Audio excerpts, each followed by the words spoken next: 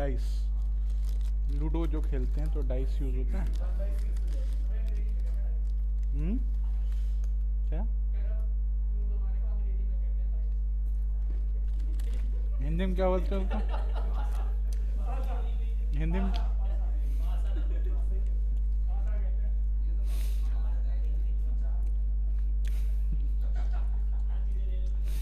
ठीक ठीक है। अच्छा, ये तो प्रोबेबिलिटी हो गई आपकी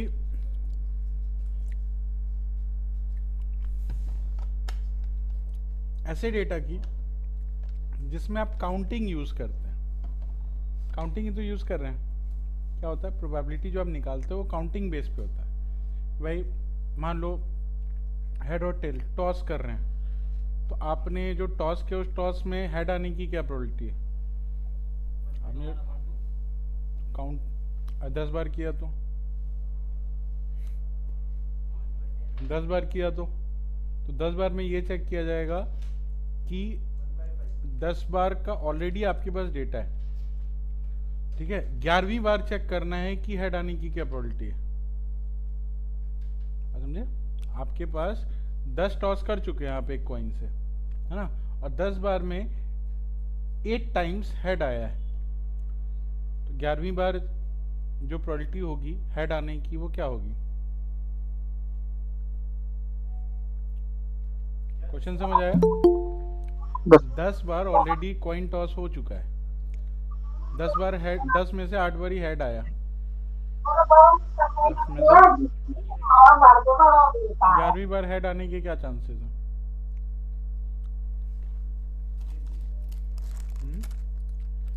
यही तो बोला था पढ़ के आने के लिए और क्या पढ़ के आए आप? खाली फॉर्मूला देख के आ गए क्या?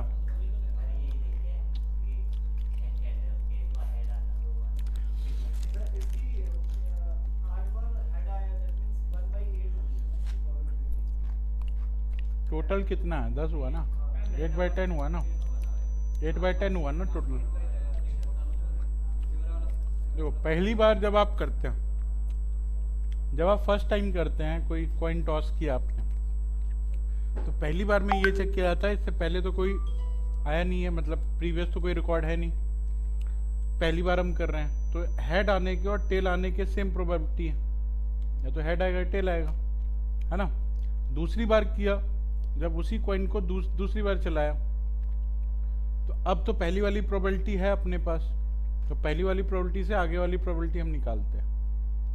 ठीक है, क्योंकि अब वो अननोन नहीं है, अब नोन प्रोबेबिलिटी के साथ आगे बढ़ेंगे हम, समझे? तो ये जो प्रोबेबिलिटी होती है, ये प्रोबेबिलिटी जो बार बार चलती है, इसको हम बोलते हैं इवेंट्स, इट्स कॉल्ड इवेंट्स। आप 10 इवेंट्स पे ऑलरेडी काम कर चुके हैं, 11वें इवेंट का आपको आउटपुट चाहिए। पहली बार जब आप कर रहे हैं तो उसमें पहले वाला कोई इवेंट है ही नहीं आपके पास, लेकिन 10 बार आप कोई कॉइन टॉस कर चुके हैं, मतलब 10 बार इवेंट चल चुका है, 11वें इवेंट की बात कर रहे हैं। ठीक है, फिर इवेंट बेस्ड आपकी प्रोबेबिलिटी स्टार्ट हो जाती है, राइट? 8/10 रोल काउंटिंग तो वही है ना, 10 बार टोटल इवेंट है, 10 टोटल इवेंट्स। और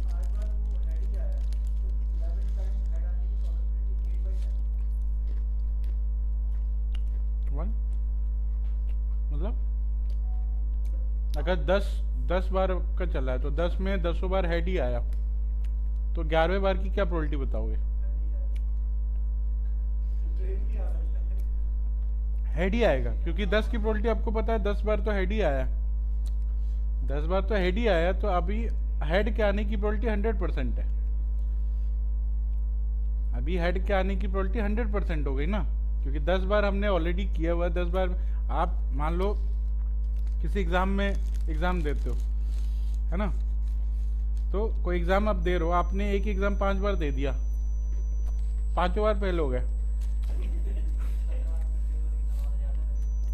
5 बार फेल हो गए, तो 6 बार एग्जाम दिया, तो प्रोबेबिलिटी आपको क्या पता रहेगी कि आप जब पास की प्रोबेबिलिटी है ही नहीं। अब इसमें प्रोबेबिलिटी संभावना होती है, प्रोबेबिलिटी फैक्ट नहीं होता, पहली चीज ध्यान रखो, प्रोबेबिलिटी फैक्ट नहीं होता, प्रोबेबिलिटी संभावना होती है।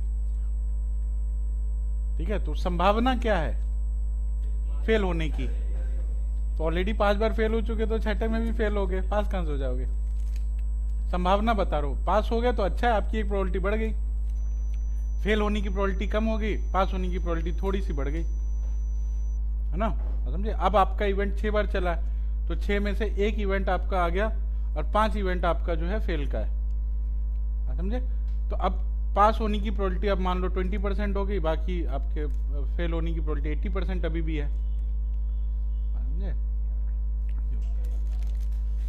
है?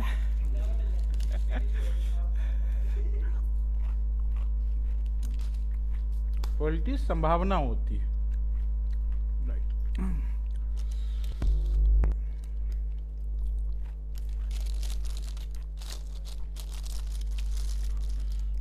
अच्छा, ये तो हो गया कि आपने जो भी प्रोबेबिलिटी निकाली ये काउंटिंग के बेस पे था, काउंट ही कर रहे थे आप, आपने काउंट किया ना, है ना? मान लो आपकी कोई प्रोबेबिलिटी ऐसी आपको निकालनी है, जैसे कोई हाईवे है,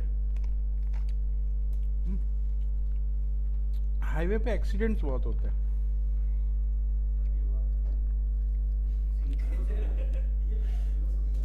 बेहोश हो गया, मर गया होगा, बेहोश कैसे होगा? अभी अभी आते टाइम, अभी जब आ रहे थे आप।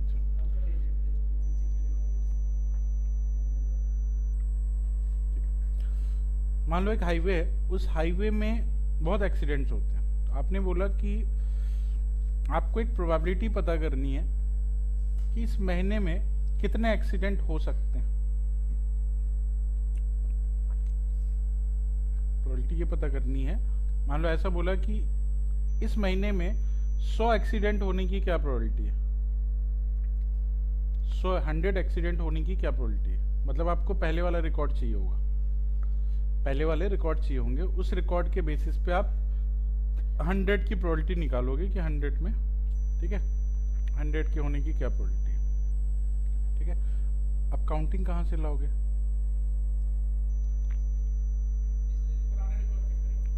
तो पुराने रिकॉर्ड में तो किसी में हो सकता है 110 हो, किसी में 105 हो, किसी में 102 हो, है ना? मान लो आप पिछले आपने 12 महीने का डेटा उठा लिया, हर महीने का डेटा आपने चेक किया, तो किसी में 90 था, किसी में 100 था, 100 था ही नहीं।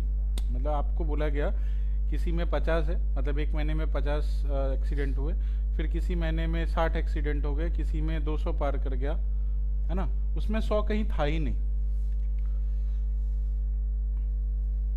अब क्या करें? अब तो 100 किससे मैच होगा? 100 तो मैच ही नहीं हो सकता। अब 100 मैच नहीं हुआ तो काउंटिंग कैसे जनरेट होगी?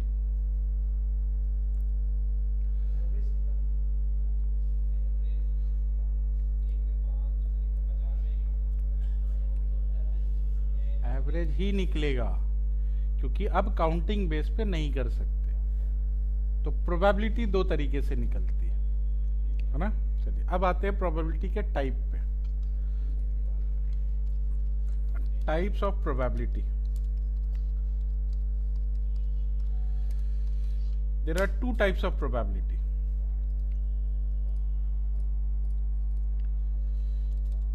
पहला डिस्क्रीट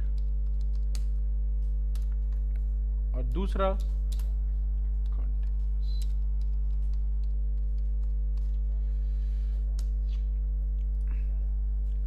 अब प्रोबेबिलिटी हो गई 2 टाइप की, discrete and continuous. Discrete use होता है जब आप किसी डेटा डेटा की प्रोबेबिलिटी निकालते हैं जो कि काउंटिंग बेस पे मिलती है, जैसे head and tail. Head and tail एक डिस्क्रीट वैल्यू है ना, तो डिस्क्रीट वैल्यू की हमेशा काउंटिंग निकाली जाती है कि ये कितनी बार आया है, ये चेक करना है, ठीक है, या इसके आने की कितनी प्रोबेबिलिटी है, ये चेक करना, राइट? लेकिन जब आप कॉन्टिन्यूअस निकालते हैं, continuous probability, it does not depend upon the counting कि वो कितनी बार है, उसकी फ्रीक्वेंसी चेक नहीं करते हम लोग, दिए हुए डेटा के ऊपर का एवरेज चेक करते हैं। है ना, उस एवरेज के बेसिस पे ही, एवरेज पे और स्टैंडर्ड डेविएशन दो चीज़ें होती हैं, स्टैंडर्ड डेविएशन होता है, एवरेज होता है, उसके बेसिस पे हम आगे की प्रोबेबिलिटी डिसाइड करते हैं। ठीक है, इसको हम, क्योंकि वो वैल्यू है, इट्स नॉट अ डेटा जिसको आप काउंट कर सकते हैं, वो एक वैल्यू में दी गई है आपको, न्यूमेरिक डेटा में दिया गया, तो न्यूमेरिक डेटा का तो आप एवरेज ही निकाल सकते हैं। ठीक है, काउंटिंग तो कर नहीं सकते। अब 100 कितनी बार आया, पीछे में एक बार भी 100 नहीं आया, तो जो भी एग्जाम्पल दे रहे थे उसमें 100 एक बार भी नहीं आया, मुझे निकालना 100 एक्सीडेंट होने की क्या पॉसिबिलिटी। अब 100 तो आया नहीं पीछे वाले किसी में, तो किससे मैच करेगा, कोई नहीं आया तो क्या जीरो कर दें उसको, नहीं कर सकते, है ना, क्योंकि ये डेटा का फॉर्मेट ही चेंज हो गया। अभी डेटा काउंटिंग वाला था ही नहीं, वो डेटा था न्यूमेरिक डेटा वाला, और न्यूमेरिक वैल्यू की कॉन्टिन्यूस प्रोबेबिलिटी निकलती है, उसकी काउंटेबल प्रोबेबिलिटी नहीं, फ्रीक्वेंसी बेस पे होता ही नहीं वो। ठीक है, तो ये दोनों डिपेंड करते हैं आपके डेटा के ऊपर। डिस्क्रीट प्रोबेबिलिटी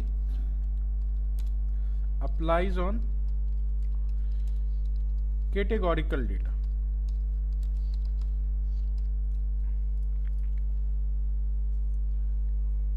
है ना। डिस्क्रीट जो होता है वो कैटेगोरिकल डेटा पे अप्लाई होता है, जो डेटा कैटेगरी बेस पे होता है। जैसे हेड और टेल दो कैटेगरी हैं, है ना, पास और फेल दो कैटेगरी हैं, right, and it has limited outcomes. ठीक है, और डिस्क्रीट में आउटकम लिमिटेड होता है, आउटकम लिमिटेड होगा, जैसे दो आउटकम है, हेड एंड टेल के दो ही आउटकम है, दो से ज्यादा तीसरा तो हो ही नहीं सकता, है ना। पास एंड फेल के दो ही आउटकम है, अगर आप डाइस रोल करते हैं तो डाइस में 6 ही आउटकम हो सकते हैं, 6 से ज्यादा तो होगा ही नहीं, मतलब वो एक लिमिटेड आउटकम के साथ में आता है। लिमिटेड भी बोल सकते हो या फिक्स बोल सकते हो, एक फिक्स आउटकम के साथ में आता है। तो जब आपका कोई भी डेटा फिक्स आउटकम के साथ में हो तो उसकी आप डिस्क्रीट प्रोबेबिलिटी निकालते हैं। ठीक है, और जहां आउटकम एक तो applies on numerical data,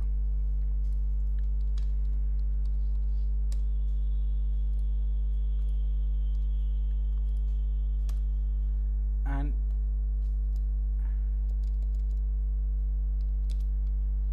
it can have infinite outcomes.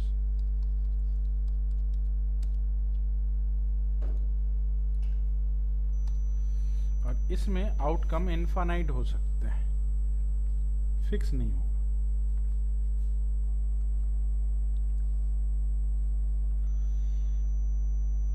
समझ आया?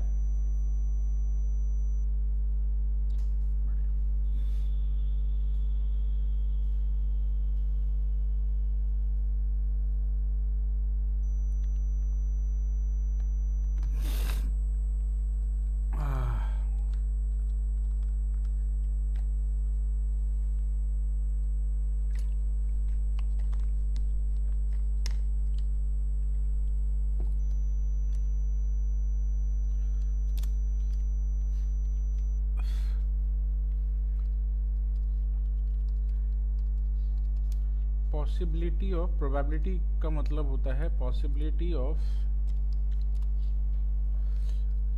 अकरिंग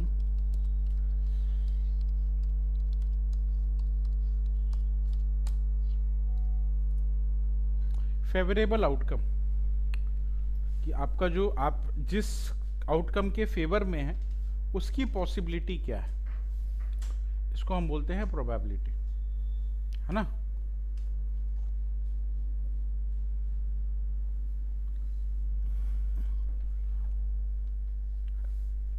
आपका जो फेवरेबल आउटकम है उसके अकर होने की क्या पॉसिबिलिटी है, दिस इज कॉल्ड प्रोबेबिलिटी। और दो टाइप की प्रोबेबिलिटीज होती हैं, डिस्क्रीट एंड कॉन्टिन्यूअस। ठीक, फाइन।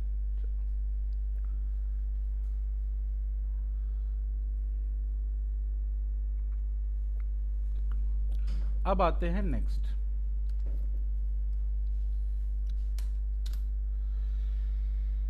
अब आते हैं प्रोबेबिलिटी डिस्ट्रीब्यूशन के बारे में।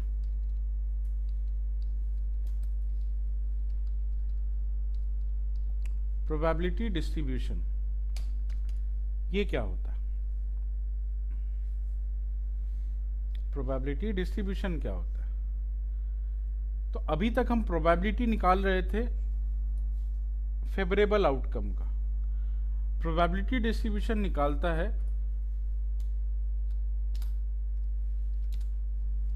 Possibilities of occurring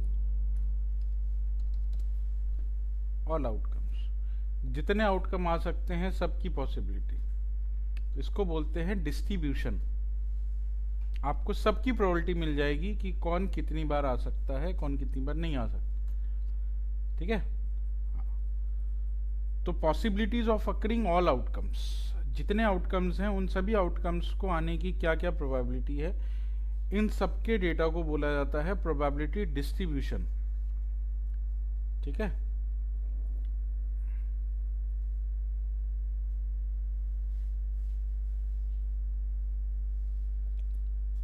probability distribution.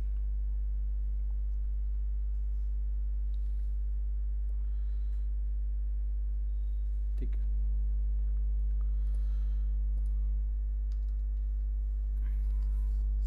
अब जैसे मान के चलो आपके पास एक एग्जाम्पल है हेड एंड टेल का, बहुत कॉमन एग्जाम्पल है, इसी से समझते हैं प्रोबेबिलिटी डिस्ट्रीब्यूशन क्या होता है। जैसे कॉइन है, तो coin has two outcomes which is head and tail. ठीक है, ये दो आपके पास आउटकम्स हैं।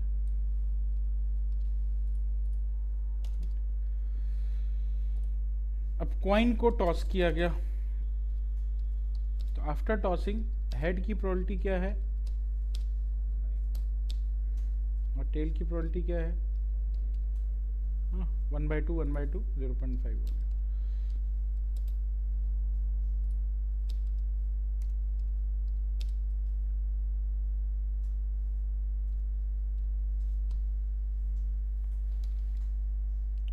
ठीक है, इसकी प्रोबेबिलिटी आपको पता चल गया।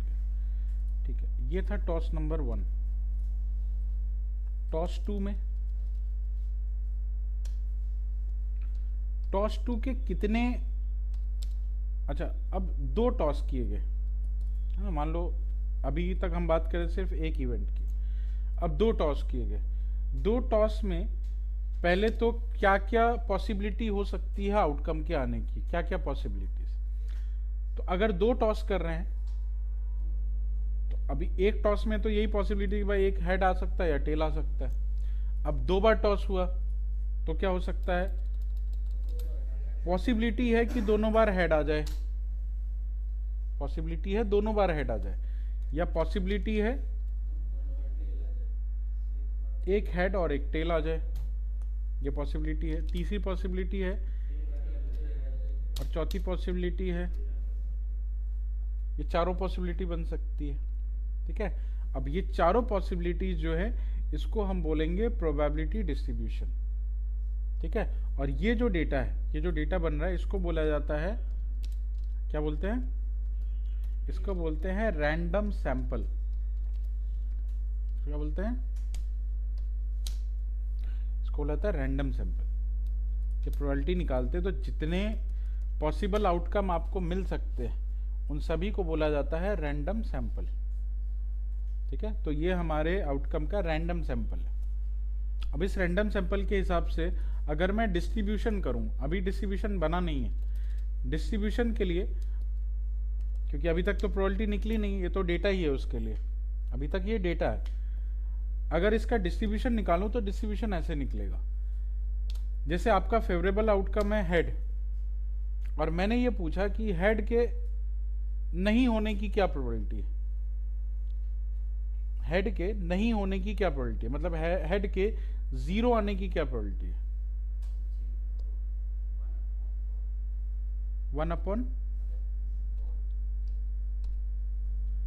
हेड के नहीं होने की प्रोबेबिलिटी है 1/4, क्योंकि इन तीनों में हेड तो आ ही रहा है, सिर्फ इसमें तो नहीं आ रहा है। तो हेड के नहीं होने की प्रोबेबिलिटी है 1/4। हेड के एक होने की क्या प्रोबेबिलिटी है कि 1 टाइम हेड आ जाए? एक बार होने की क्या प्रोबेबिलिटी है? हाँ सिर्फ एक बार, तो 2/4, क्योंकि 2 बार हेड, एक बार आया है इसमें, 2/4।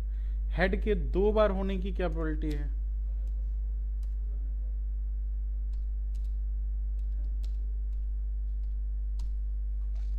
हो गया। अब इन तीनों प्रोबेबिलिटीज को अगर मैं ऐड कर दूं तो कितना मिलेगा? 4/4 मतलब 1 आ गया ना। तो मतलब टोटल प्रोबेबिलिटी 1 होनी चाहिए थी, और मैंने इसको 3 पार्ट में डिस्ट्रीब्यूट कर दिया। ये बन गया आपका प्रोबेबिलिटी डिस्ट्रीब्यूशन। समझ आई? राइट। ठीक है, अगर 3 बार टॉस हुआ तो रैंडम सैंपल क्या क्या बनेगा? हेड हेड हेड,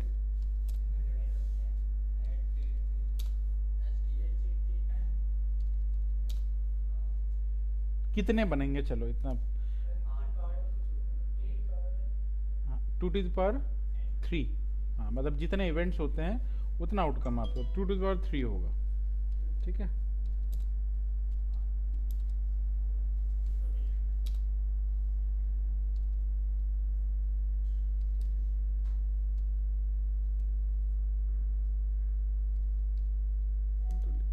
कितने हुए?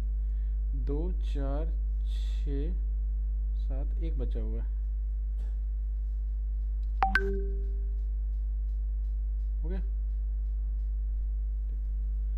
ये इतने रैंडम सैंपल आपके क्रिएट हो सकते हैं। ठीक है, अब डिस्ट्रीब्यूशन लगाते हैं। ये हो गया आपका random sample for 3 bar toss करने पे।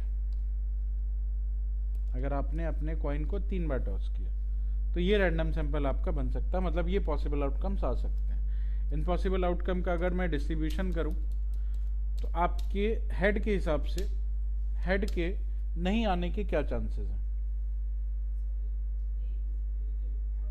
1/8, टोटल 8 है आपका। हेड के 1 टाइम आने के क्या चांसेस हैं? हेड के 1 टाइम आने के क्या चांसेस हैं? देख लो इसमें, एक बार यहाँ आया है, एक बार यहाँ आया है, तीसरे नंबर पे। ठीक है, हेड का 2 बार आने के क्या चांसेस हैं? 2 बार आने के क्या चांसेस हैं? सेम है, 3/8। और हेड के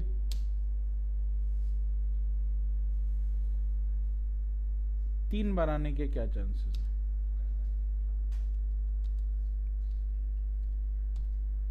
टोटल हो गया 8/8। तो ये बन गया आपका डिस्ट्रीब्यूशन। ठीक है, तो कोई भी डिस्ट्रीब्यूशन जो होती है, ये जितने पॉसिबल आउटकम हो सकते हैं उसके बेसिस पे आपके डेटा को डिस्ट्रीब्यूट करती है। ठीक है, तो अभी तक की प्रोबेबिलिटी एक सिंगल प्रोबेबिलिटी थी, सिंगल इवेंट पे।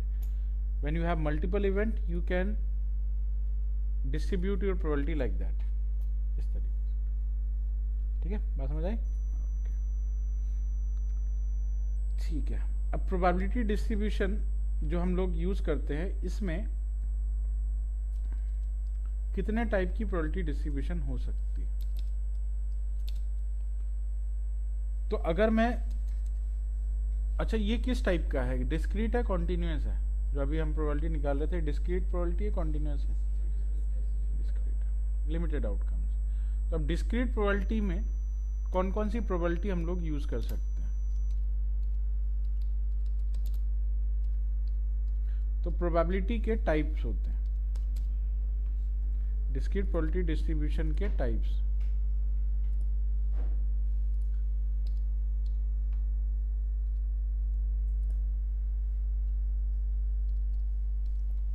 तो सबसे पहला होता है बाइनोमियल।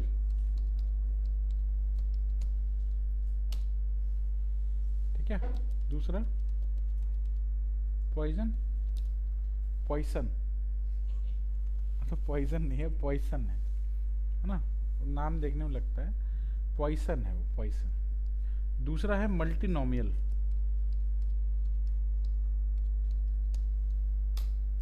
तीसरा है पॉइसन।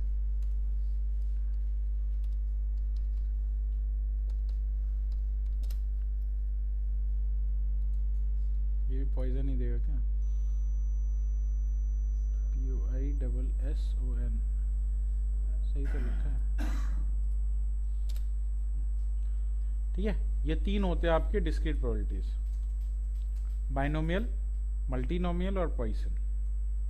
बाइनोमियल कब यूज करते हैं? तो बाइनोमियल तब यूज करते हैं जब हमारे पास दो ही आउटकम होते हैं। बाई का मतलब दो, है ना। when we have to find out the probability distribution for the two outcomes, then we use binomial। जब मल्टीपल हो, दो से ज़्यादा हो आपके पास आउटकम, तो आप यूज़ करते हैं मल्टीनोमियल डिस्ट्रीब्यूशन। और तीसरा पॉइसन डिस्ट्रीब्यूशन तब यूज़ करते हैं जब हमें कोई प्रोबेबिलिटी किसी टाइम के बेस पे निकालनी हो, किसी टाइम के बेस पे निकालनी हो। जैसे कोई चीज़ जो है वो मान लो आपने बोला कि एक टॉस है, कॉइन का टॉस चल रहा है, ठीक है। अब एक टॉस जो हो रहा है वो दो मैचेस हैं, इंडिया और कोई मैच खेल रही है ना, उसके बीच में मैच है और उसमें एक महीने के अंदर 10 मैचेस हुए लेट्स से टीम के बीच। और उसमें जब कॉइन टॉस किया गया तो उस टॉस में इंडिया 6 बार जीती और 4 बार वो टॉस हार गए। टॉस की बात चल रही है वैसे, है ना। 6 बार जीती और 4 बार हार गई टॉस, ठीक है, एक महीने के अंदर।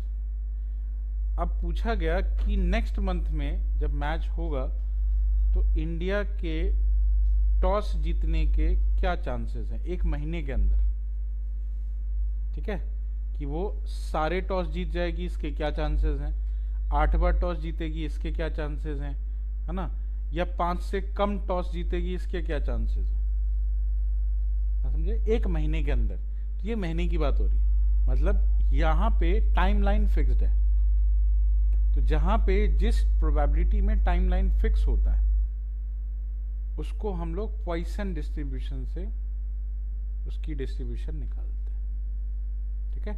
जहाँ टाइमलाइन होता ही नहीं है, मतलब वो पूरे पॉपुलेशन पे काम कर रहा है। टाइमलाइन होने का मतलब है कि वो उस सैंपल पे काम कर रहा है जिस सैंपल में वो पर्टिकुलर मंथ का डेटा है, ठीक है। तो उसको हम लोग पॉइसन डिस्ट्रीब्यूशन से निकालेंगे, ठीक है। दूसरा है कॉन्टिन्यूअस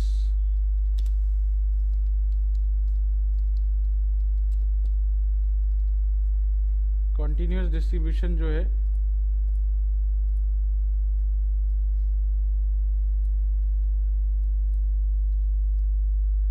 कॉन्टिन्यूअस का टाइप होता है नॉर्मल डिस्ट्रीब्यूशन। पहला होता है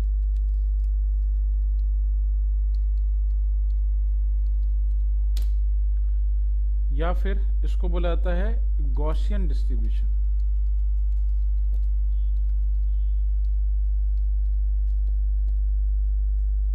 इसको गॉसियन भी बोलते हैं या नॉर्मल डिस्ट्रीब्यूशन बोलते हैं।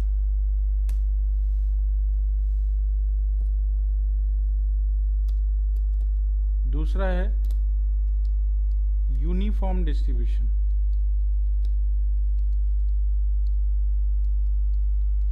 दूसरा होता है यूनिफॉर्म डिस्ट्रीब्यूशन। और तीसरा होता है आपका एक्सपोनेंशियल डिस्ट्रीब्यूशन।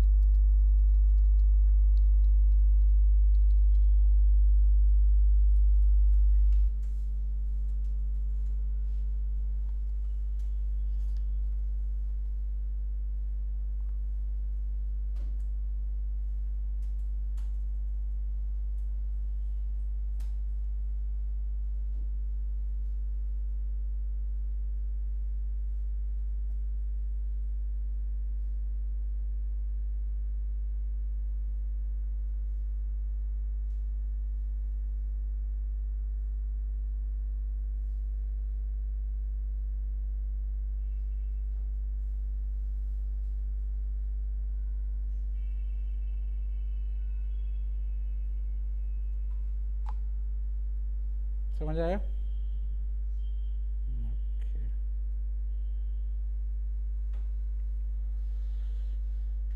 ठीक है,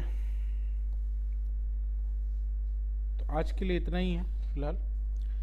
आज आपको प्रोबेबिलिटी समझ आई होगी, प्रोबेबिलिटी डिस्ट्रीब्यूशन समझ आया होगा, ठीक है, डिस्क्रीट कॉन्टिन्यूस में डिफरेंस समझ आया होगा, ठीक है।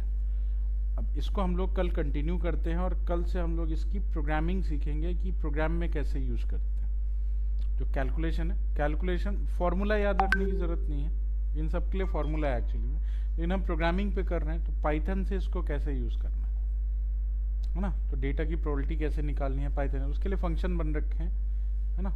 तो फंक्शंस के थ्रू हम उसको यूज़ करेंगे, ठीक है। और आपकी लाइब्रेरीज में यूज़ होगी साईपाई, ठीक, साईपाई।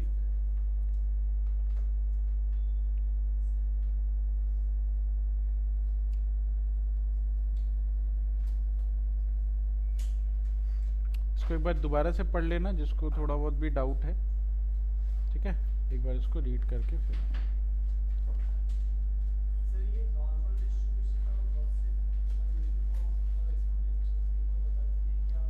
कॉन्टिन्यूस डिस्ट्रीब्यूशन है, कॉन्टिन्यूस डेटा पे ये डिस्ट्रीब्यूशन, तो ये एवरेज बेस्ड हो गया ना, ये डेटा मीन बेस पे काम करते हैं, ये फ्रीक्वेंसी बेस पे काम करते हैं, क्योंकि ये डिस्क्रीट पे काम करेगा तो फ्रीक्वेंसी बेस पे काम करेगा, काउंटिंग बेस पे काम करेगा, और ये फ्रीक्वेंसी बेस पे काम कर नहीं सकता, तो यहाँ पे मीन यूज होता है, मीन के बेसिस पे ये डिस्ट्रीब्यूशन निकलता है। हाँ, तो फ्रीक्वेंसी पे काम कर, फ्रीक्वेंसी मतलब काउंटिंग पे, वो कितनी बार कोई चीज़ अकर हुई है, बट आप कॉन्टिन्यूस में अकरिंग नहीं निकाल सकते ना कि कोई भी चीज़ कितनी बार आई है। जैसे मैंने आपसे पूछा कि कल जो टेम्परेचर है यहाँ का वो 20 डिग्री होने के क्या चांसेस हैं, तो क्या आप ये चेक करोगे कि 20 कितनी बार हुआ है? नहीं कर सकते, क्योंकि 20 is a number, 20 is a number, तो नंबर की फ्रीक्वेंसी नहीं देख सकते आप। हो सकता है 20 हुआ ही नहीं होगा, 20.1 हुआ होगा, 19.9 हुआ होगा, कैसे निकालोगे? 20 आया नहीं है पहले कभी, राइट। तो कोई भी नंबर की प्रोबेबिलिटी निकालने के लिए उसका एवरेज चेक किया जाता है, एवरेज के बेसिस पे निकल, तो जितने भी कॉन्टिन्यूस है वो सब एवरेज बेस्ड पे।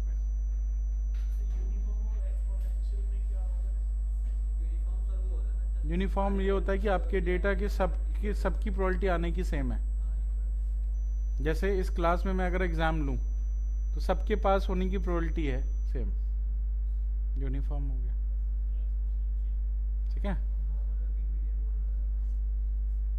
अगर आपकी क्लास के अंदर मान लो ऐसा है कि सारे 90% होल्डर हैं, है ना, जैसे क्या है कि IITN है, अब IITN को बोला गया कि तुम्हारे जॉब लगने की क्या प्रोबेबिलिटी है 100% नहीं, सबकी प्रोबेबिलिटी तो सेम ही है, सबकी 100% है, सबकी 100 हुई ना। अब उसमें ये थोड़ी बोल सकते इस IITN की नहीं लेगी, इस IITN की नहीं, सबके जॉब लगने की प्रोबेबिलिटी 100% है, सबकी जॉब लगी, पैकेज ऊपर नीचे हो सकता है, जॉब लगने की प्रोबेबिलिटी तो सबकी सेम हो गई ना, तो यूनिफॉर्म प्रोबेबिलिटी हो गई। हाँ,